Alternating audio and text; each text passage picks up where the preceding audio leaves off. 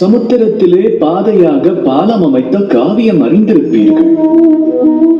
ஸ்ரீராமரின் வானர சேனை 100 யோசனை தொலைவு கொண்ட சமுத்திரத்தை கடந்து லங்கையை அடைய வேண்டியிருந்தது.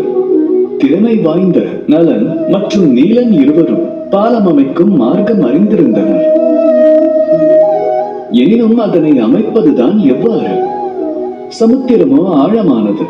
அதனை கடந்து செல்லும் அளவு தகுந்த பாதைக்கு மலை போல கற்களும் தேவைப்பட்டது.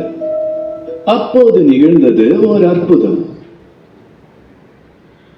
பாறைகளில் ராமநாமம் ஏற்றப்பட்டது.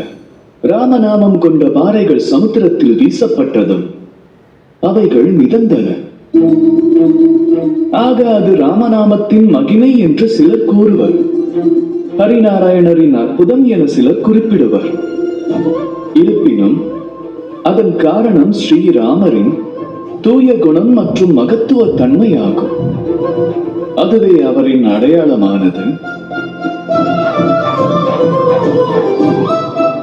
கரும்பாறைகளையே நீரில் மிதக்கச் செய்தது.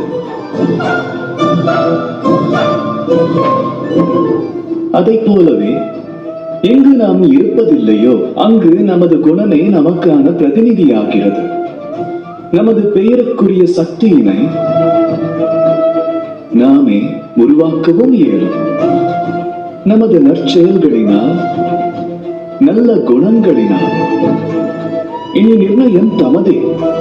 தமது பெயரின் துணை கொண்டு ஒருவர் சங்கடத்திலிருந்து தப்புகின்றாரா அல்லது தமது துர்ச்செயல்களால் விளைவது தீமையா என்பதை தாமே நிர்ணயிக்க வேண்டும்.